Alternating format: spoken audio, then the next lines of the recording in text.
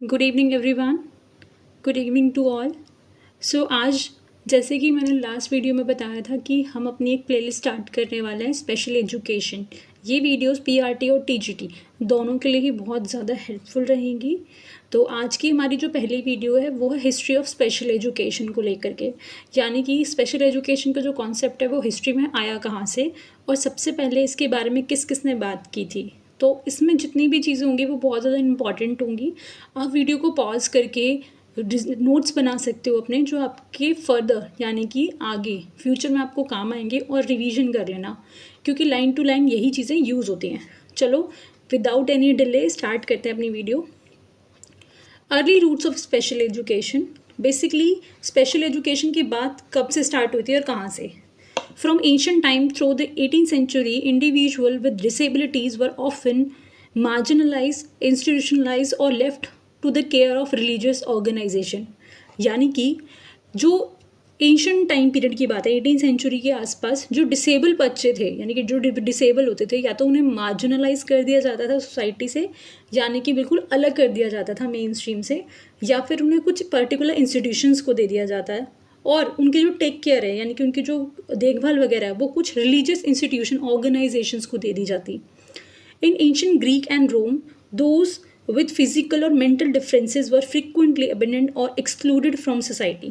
Even Greek society के अंदर, रोम और जो ग्रीक सोसाइटीज़ हैं वहाँ, ग्रीस वगैरह जो कंट्री है वहाँ पर क्या होता है, जो भी फिजिकली और मेंटली डिफरेंस हो या डिसेबल हो उनको बिल्कुल ही सोसाइटी से एक्सक्लूड कर दिया जाता, और ये कहा जाता था कि वो सोसाइटी में रहने लायक नहीं है।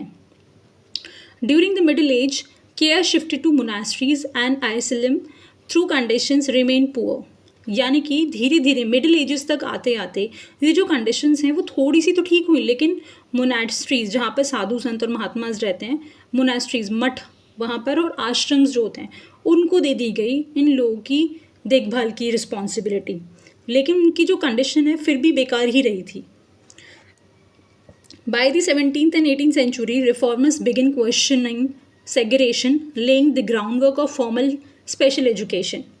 लेकिन 17 और 18 के एंड तक आते आते कुछ रिफॉर्मर्स थे, इनके वेलफेयर के लिए बात की और क्वेश्चन किया कि उन्हें सेग्रेट क्यों किया गया है, क्योंकि वो जो डिसेबिलिटी थी वो उनकी अपनी मर्जी से तो नहीं आई थी, इसीलिए उनके ग्राउंड वर्क, उनके बारे में यानी कि उनके फेवर के लिए ग्राउंड वर्क किया गया और स्पेशल एजुकेशन का एक कॉन्सेप्ट सबके सामने लाया गया।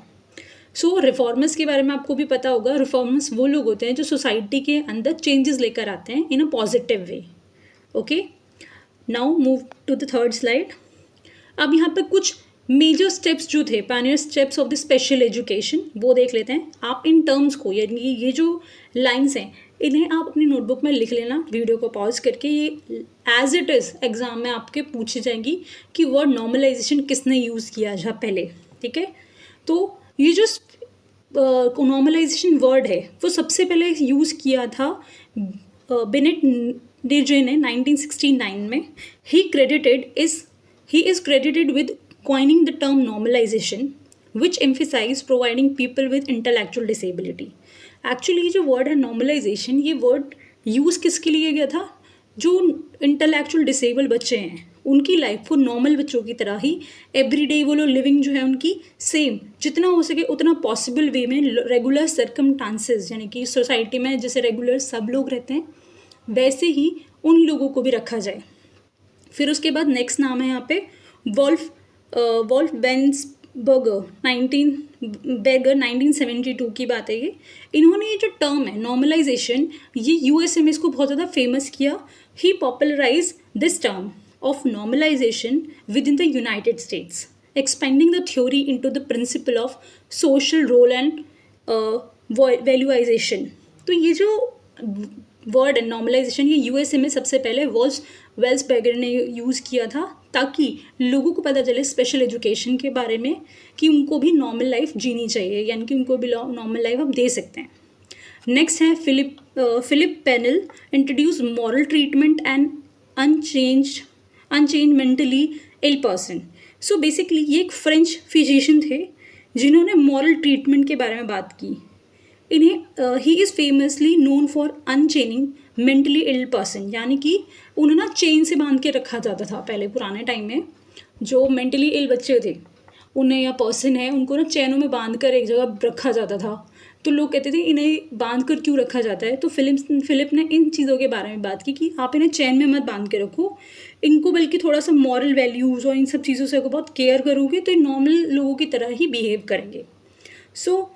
और इन्होंने बेसिकली मेंटल जो इल पर्सन है उनकी एडवोकेसी की, बोला कि more humans and philosophical approaches to care rather than the physical restraint, यानी कि इन्हें ना मॉरल ट्रीटमेंट की ज़्यादा ज़रूरत है, इनको केयर की ज़्यादा ज़रूरत है, आप इनको चैन में बांध कर ना रखो। आई होप आपको ये चीज़ समझ आ रही होगी। तो आप ये जो लाइन्स हैं इनको एज इट इज़ लिख लेना, ठीक है। चलो नेक्स्ट वाली स्लाइड पे चलते हैं। ये बहुत इंपॉर्टेंट है क्लास, ये मैंने प्रीवियस ईयर पेपर्स जो हैं उसमें से भी बहुत सी चीज़ें निकाल के लिखी हैं, क्योंकि एज इट इज़ पूछी गई थी MCQs में। Milestone in special education history, ये कुछ माइलस्टोन्स हैं जो कि पूछे जाते हैं, ठीक है। पहले है Dorothy Dix work for the mental health reforms and state funded hospital, ये बहुत इंपॉर्टेंट नाम है। पूछा जाता है कि स्टेट फंडेड हॉस्पिटल के बारे में, मेंटल हॉस्पिटल्स के बारे में रिफॉर्म्स कौन कर रहा था, तो यह नाम है डोरोथी डिक्स। फिर एमिली कैरेम्पलिन 1883 ने डेवलप किया था पहला सिस्टम मेंटल डिसऑर्डर्स को, मतलब डेवलप किया था फर्स्ट क्लासिफिकेशन, कि आप कैसे क्लासीफाई करोगे कि किस बच्चे को कैसा मेंटल डिसऑर्डर है, ठीक है। तो ये वाला, और ये देखो है क्लिफोर्ड विलिंगटन Beers in known as a father of American mental hygiene, ये क्वेश्चन 2 बार रिपीट हुआ है PRT में, मैंने खुद से देखा है। तो मेंटल हाइजीन मूवमेंट किसने लेकर आया था और कौन लाया था अमेरिका के अंदर, क्लिफोर्ड विलिंगटन बियर्स। हो सकता है मेरी प्रोनाउंसिएशन ठीक ना हो तो प्लीज़ काइंडली अवॉइड इट। फिर उसके बाद उन्होंने एक चीज़ और बोली थी, एक कोटेशन लिखी थी, a mind that found itself, 1908 में डिस्क्राइब किया था मेंटल हॉस्पिटल क्यों ज़्यादा ज़रूरी है एक तरह से। और बहुत सारे जो मेंटल हॉस्पिटल हैं वो फिज़िकली अब्यूज़ भी करते थे, उस बारे में भी बात की थी इन्होंने। फिर उसके बाद ये को फाउंडर भी रहे हैं national committee of the mental hygiene 1909 में। एल्फ्रेड बेनेस और थॉर्नडाइक साइमन, इन्होंने सबसे पहले इंटेलिजेंस स्केल यानी कि टेस्ट जो है वो डेवलप किए थे। आप लोगों ने पढ़ी भी होगी थैंडर्क, मतलब इसके क्या साइमन थैंडर्क जो है उनकी इंटेलिजेंस थ्योरी के बारे में हमने पढ़ा था। तो उन दोनों ने मिलकर के क्या किया, बेनेट और साइमन ने मिलकर एक इंटेलिजेंस स्केल बनाया था, ओके। नेक्स्ट है जीन मार्क गैस्पर इटार्ड, ये बहुत इंपॉर्टेंट नाम है क्लास, ये जो लाइन है एज इट इज़ पूछी जाएगी आपसे पेपर्स में, who is the father of special education, तो यही है जीन मार्क गैस्पर इटार्ड। इनका नाम हमेशा याद रखना, क्योंकि कोई भी इवन इंटरव्यूज़ में जो KV के इंटरव्यू होंगे आगे, उनमें भी ये क्वेश्चन साफ पूछा जा सकता है, तो काइंडली नोट डाउन।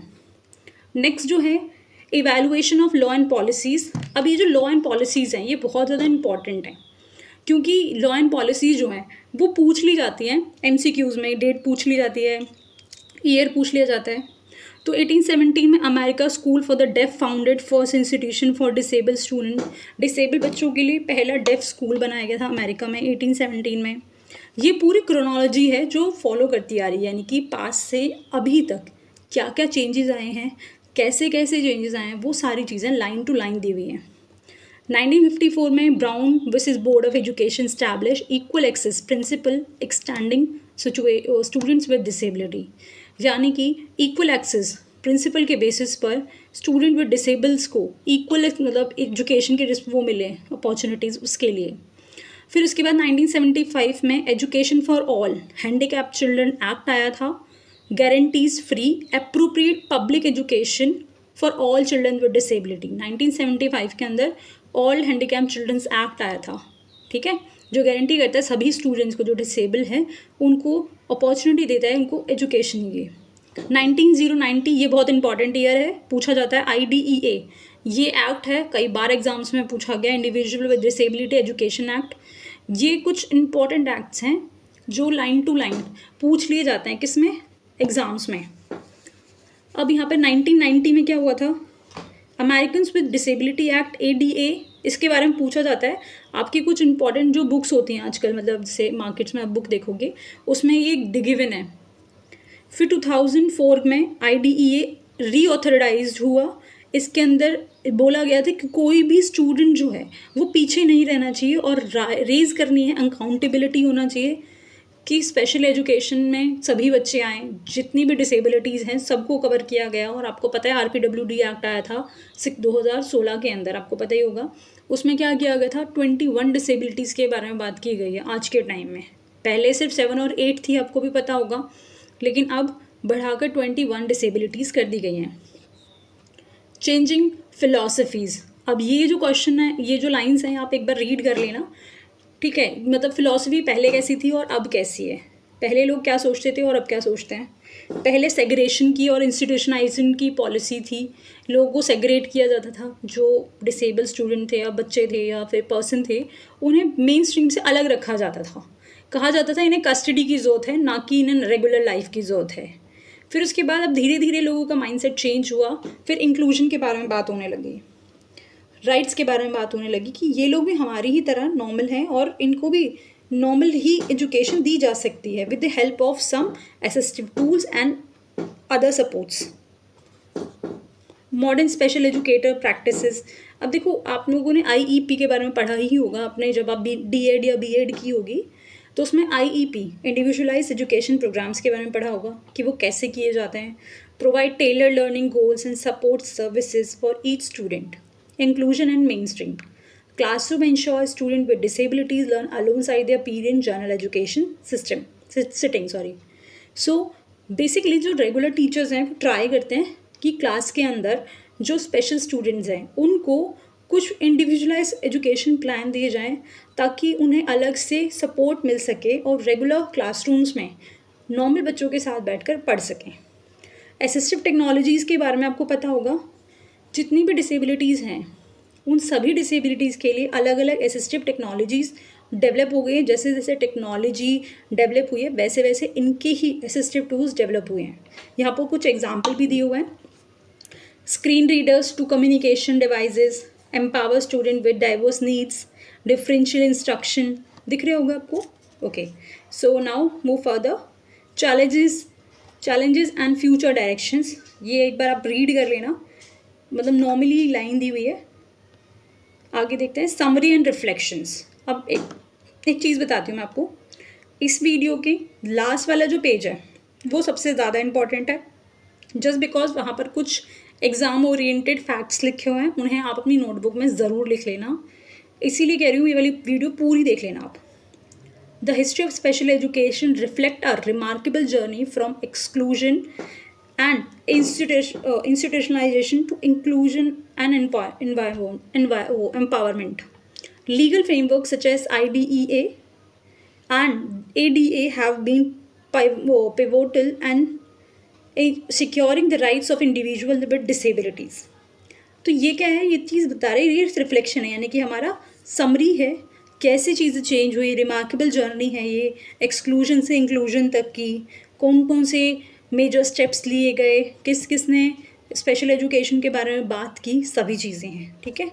अब लास्ट जो है ये most important facts of the exam, ये एग्ज़ाम के लिए है, तो आप प्लीज़ से ये क्विक रिवीजन के लिए, बेसिकली आप ये क्विक रिवीजन के तौर पर अपनी नोटबुक में लिख सकते हो। फादर ऑफ स्पेशल एजुकेशन कौन है, पूछा जाता है, बहुत कॉमन क्वेश्चन है। Father of American mental hygiene, moral treatment के बारे में किसने बात की है, नॉर्मलाइजेशन, ब्रेल कोड क्लास ये जरूर देख लेना कि ब्रेल कोड किसने डेवलप किया था, कब हुआ था। बिनेट साइमन इंटेलिजेंस टेस्ट किसने डेवलप किया था साथ में। वर्ल्ड ब्रेल डे कब मनाते हैं। वाइल्ड बॉय, एक लाइन थी जो मैंने एग्ज़ाम में देखी थी तो ये मैंने अलग से लिख दी है, वाइल्ड बॉयल ऑफ एवियोरन, ये किसने इसके बारे में बात की है, तो विक्टर ने बात की है इस बारे में। सो ये सारी जो पॉइंट्स हैं ये बहुत इंपॉर्टेंट है, तो please note it down in your notebook and revise it twice और thrice a day. Okay, thank you so much. आज के लिए इतना ही।